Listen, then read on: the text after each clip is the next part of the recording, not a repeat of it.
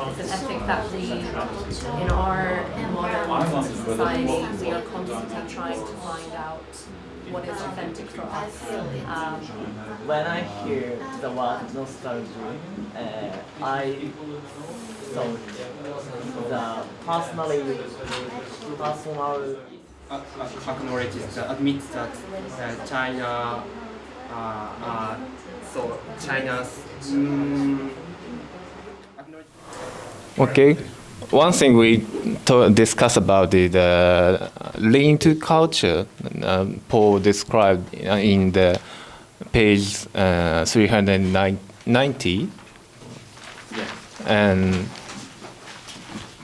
we discussed about the relationship between Japan and China and the UK and Europe. The point was that both Japan and UK was the island country, and so isolated, geographically isolated from mainland. How to and the cultural relation between these countries, and I explained to Jay that the Japanese identities or Japanese culture is much influenced by Chinese culture, but in part because of the World War II, when Japan tried to colonize Chinese, and there's a bad relation between Japan and China. And so some of Japanese can't acknowledge that Japan influenced, culturally influenced by China, because that acknowledgement may destabilize Japanese identity, static identity. So some of Japanese people take attitude against China or anti-China. So what is interesting for me is that the anti attitude can be confined, makes how to say bad identity as a confinement into self-confinement. Yeah. Or anything else? Just to take that conversation further, we talked about then the commonalities,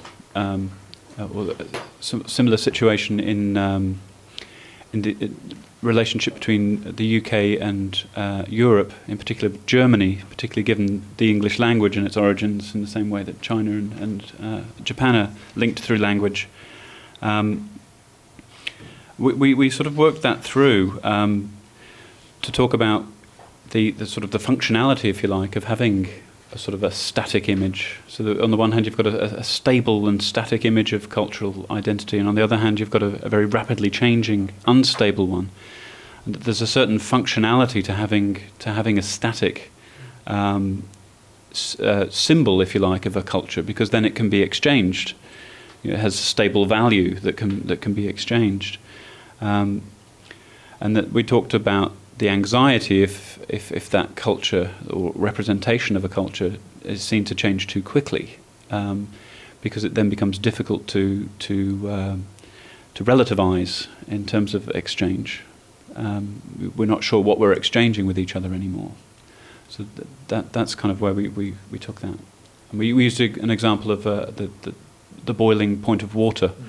Where 0 is where it freezes and it doesn't move and doesn't change, and 100 is where it boils off to a gas. If that boiling process, that change, the rate of change is too high, it's perceived as too hot, and people try and cool it down, and they want to try and freeze it. And that seems to be the goal, but don't want to take the metaphor too far. Well, just going along on that point, I think what is taking place at the moment in Britain, Europe, and probably also in America, and how people have reacted, I think is partly due to this idea that sometimes the change has taken place for them too quickly, and they no longer recognize who they are, where they are. So if you are, for example, British, doesn't matter even if you're white or an ethnic minority who's been born in Britain, due to so many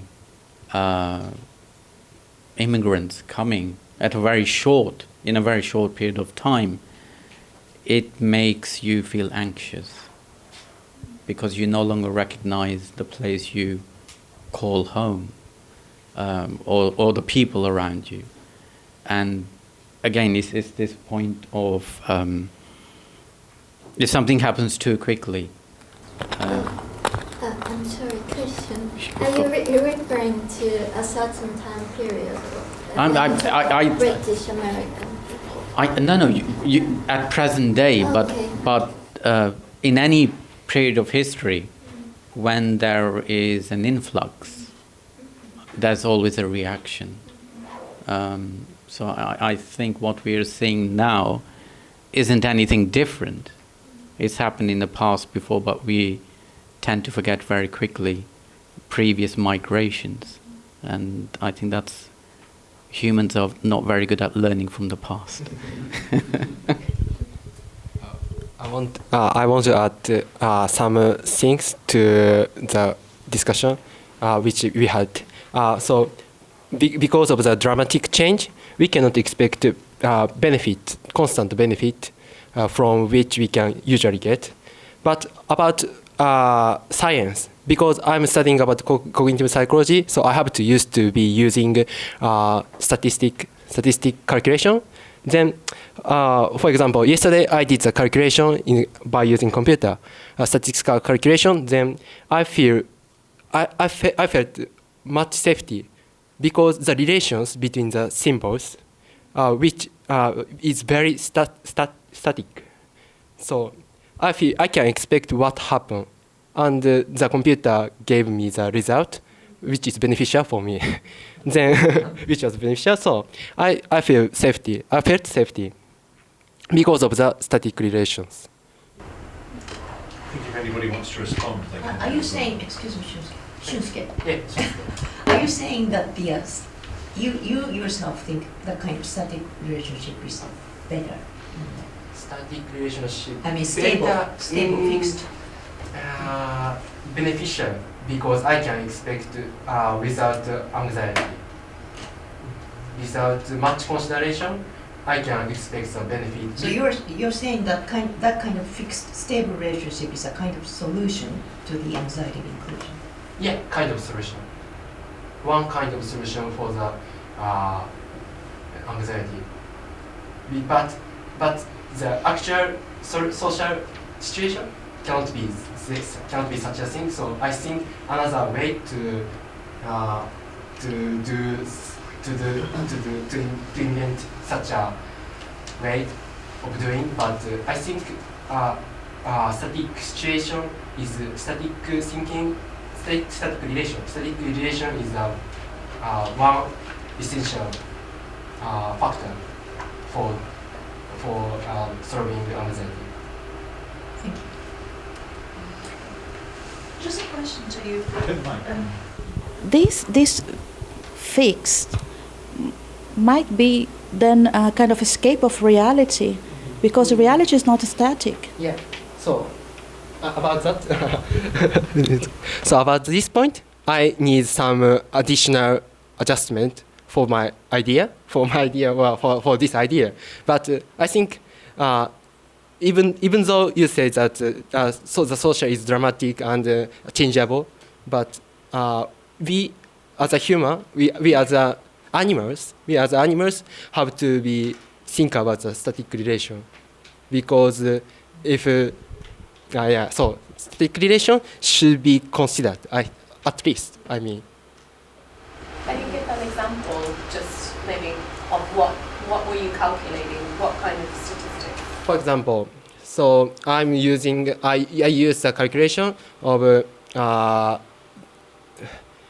calculate to make the significant differences between two groups.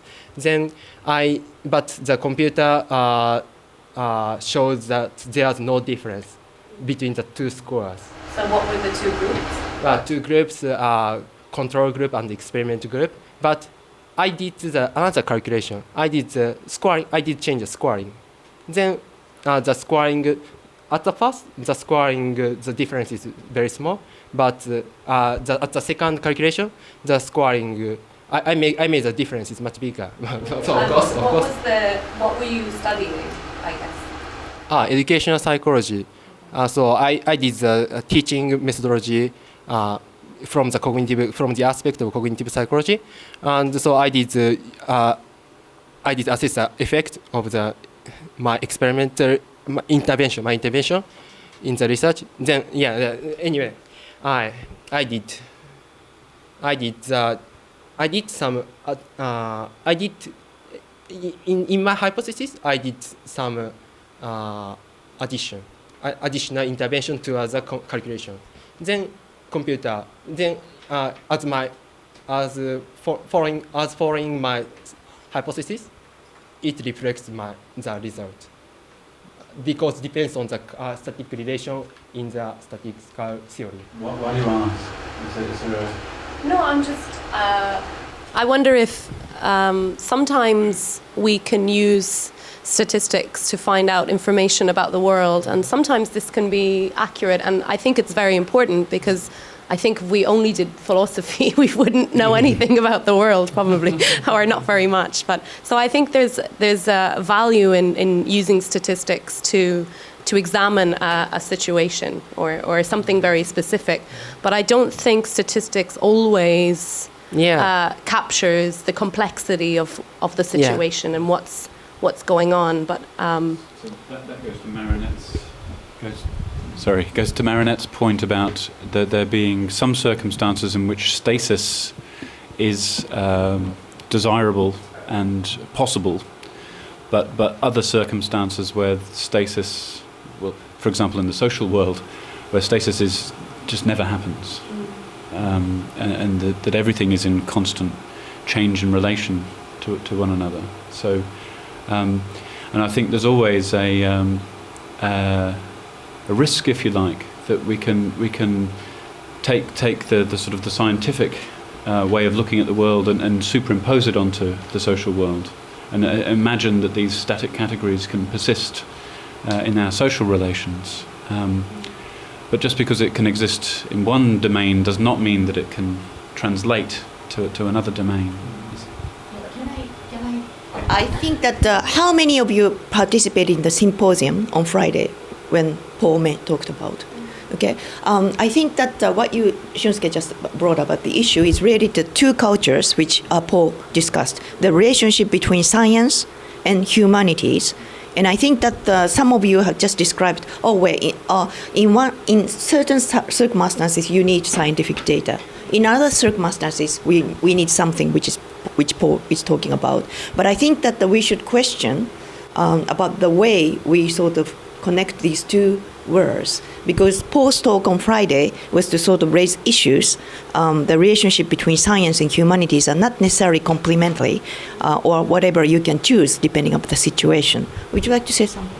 No, that's fine. I just wanted to follow up just on that, because I think, as I said, I think statistics or this kind of empirical research is important.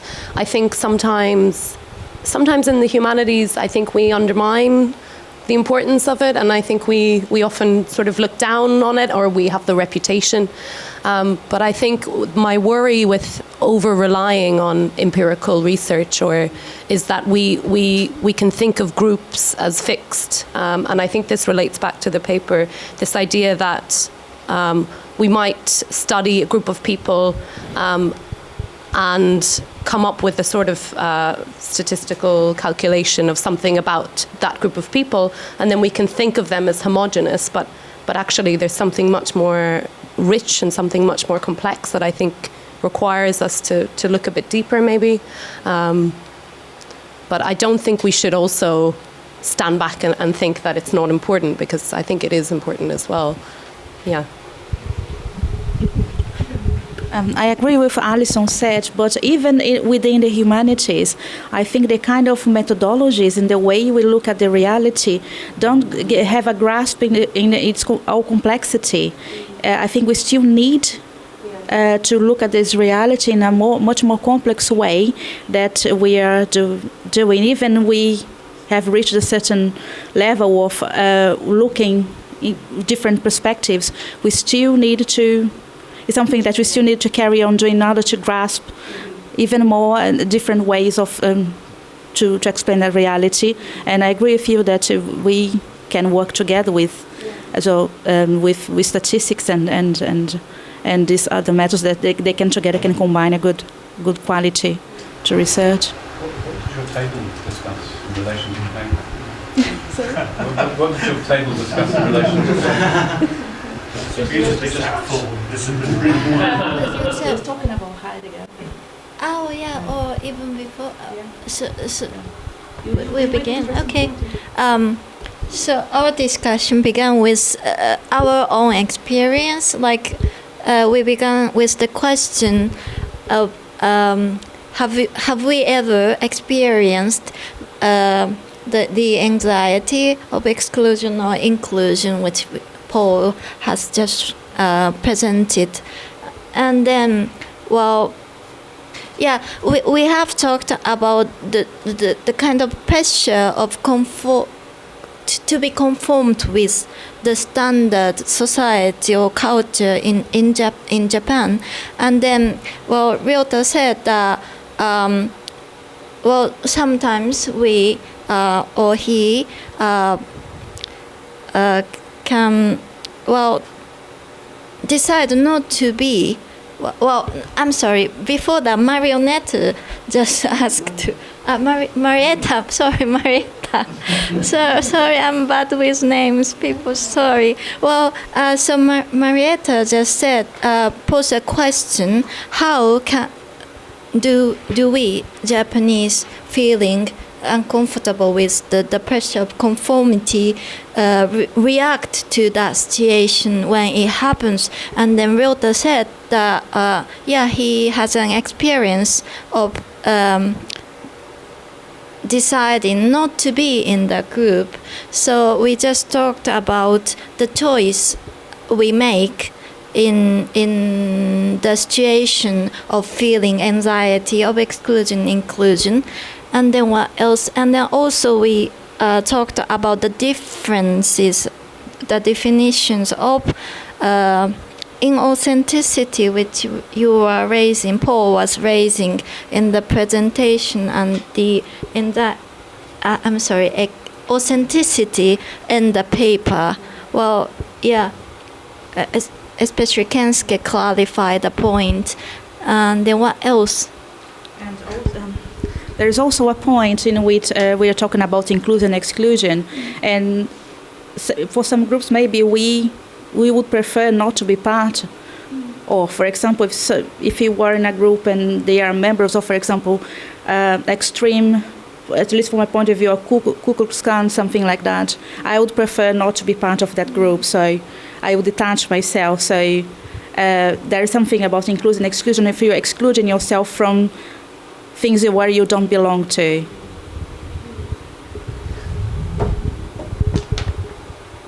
Okay, Nami posed the question of the authenticity.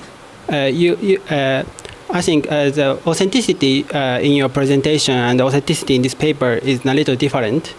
And Nami questioned about Heidegger's authenticity. Heidegger thinks of the anxiety toward death is a very authentic form of anxiety, but I think that formulation is too abstract and too simplified to the real anxiety we feel. In this sense, as Marinetti said, philosophy or humanities also has a methodology. and abstraction to the reality, as the science have, and to the anxiety. And I want to connect this point to the subjective anxiety and objective anxiety, and in the I think empirical information is too reductive, but it can reduce the subjective anxiety. For example, in the Fukushima, the power plant is broken, and there is a rumor to increase the people's anxieties, and many scientists think the scientific knowledge or empirical information can reduce the anxiety, such anxiety, but such anxiety is different from such anxiety is very real to the people who live in the Fukushima, but that is maybe that is different from what you say in this presentation. So I think there is a difference between the usage of anxiety. Yeah. Should we perhaps go to the last group? Well, at the start, we also talked about the difference between when Paul was using the term authenticity, and I think maybe I'm completely wrong, but how Charles Taylor, who Paul refers to, uses this term of authenticity. And in one of his books, Charles Taylor talks about authenticity as a sort of a driving force of modern identity, and there is often a sort of pressure to be authentic and to be original, and to be non-conformists. So we sort of use the example of hipsters, which, do you remember the Japanese word for the hipster? You also have it in Japan. What's the word? Do you want to say it? Actually, this doesn't make anything matter. So. Anyway, so it's not that important, but so hipsters is this kind of sort of culture in Western Europe, and there's this sort of very inauthentic practice of purposely trying to be non-conformist. So constantly, trying to only drink beer that isn't sort of mass-produced, or only listen to music that nobody else knows about, so there's a real pressure to be non-conformist, and that's a very sort of inauthentic way of doing it. So we kind of talked a bit about that, and Adrian wants to. I mean, one of the other things that came up that we talked about was the idea of nostalgia, and we talked about that in relation to Brexit, and the sort of and in terms of Paul's paper as well, and what Paul is saying about the sort of the instability that can be there at the sort of heart of rather than as sort of something essential and authentic at the heart of cultural identity, that it's much more fluid, which I think is the point that Paul is trying to make. And there's a kind of heterogeneity rather than a homogeneity within cultural identity. But there was perhaps not an explicit appeal to a British cultural identity. Perhaps it was more implicit, because one of the problems is once you start sort of questioning what exactly British cultural identity actually is, you come to realise just how influenced it is by so many things that sort of lie outside it, and so perhaps that's why it's sort of there was an implicit aspect to that rather than an explicit that, because it's very hard to make explicit exactly what that cultural identity is, as distinct from the influences that are working on it.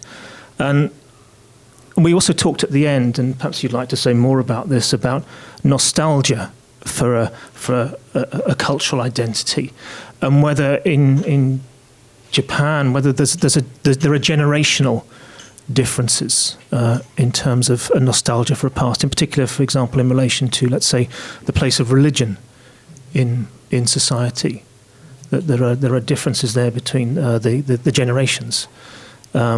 But perhaps you'd like to say more about that. So I'm giving you the microphone.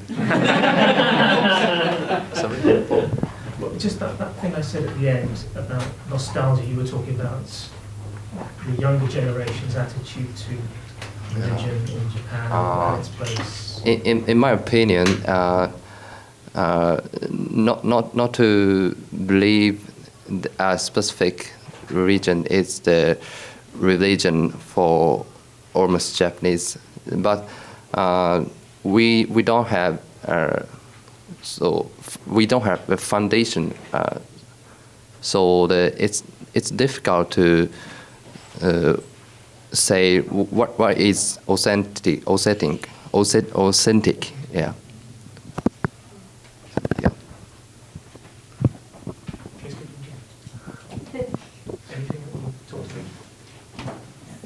Maybe what you said about how you understood nostalgia and what it meant when you first saw the word nostalgia. What did you think? Okay. Oh, sorry. When I read this paper first time, I thought the word nostalgia means I come up with the homeland when I was a baby, country, a farm and an old house, a Japanese old house, and all the Japanese food, washoku, and so on. But this paper says, I think, our cultural identity about. So it's difference for me to Japanese, now Japanese young generation and old generation, former thinks identity. Former don't think identity so seriously. I think that older generation, as some of older generation, think Japanese identity. So you were saying that you thought the younger generation was more open to Western. Yeah. But that this wasn't a problem. Yes. I have just a question for you. You said about, in terms of religion, that you don't have a foundation. What exactly do you mean by that? Foundation? Yeah. It's very difficult. For me, I don't believe a specific religion, so specific foundation, but I really believe something. So yeah, I can't name this. What? Some yes. Do you understand? Yeah. Yeah. Just about what you just said. You believe in something, but you said no. You talked about that not being a foundation. But if you believe in something, surely there is. You have a foundation. Yeah. or do you think you need a particular religion to have foundation? I don't think I don't think I need the foundation. I'll say I don't need the foundation, but I have something to believe. Yeah. Okay. Yeah, it's very difficult to say. No, that's fine. My comment is to Kazunao, and my question is your point is that we will something what we don't know, but your point is maybe that we have the religion, but such religion cannot be explicit. Many people said Japanese religion is Buddhism, but China also believe in Buddhism. But the difference between China's Buddhism and Japanese Buddhism is difficult to say, and that is the implicit difference, maybe. Yeah. Maybe so. I think your point is that Japanese religion is may have something authentic, but it is very difficult to make explicit. Yeah. So, I think in the aspect of the religion, I think we can say that the way of Japanese religion is more is not so much distinctive from the secular way life. So the notion of the religion is quite different, or is quite different in the Japanese culture. So if we say something about religion, we are also talking about the way of life. So that's not very quite far from the everyday life or the religion. Yeah. So that's the point I think you have. So the Japanese religion is difficult to talk as a religion. Yeah. There's no such a special way to express or to be distinctive in a such so-called religious group. So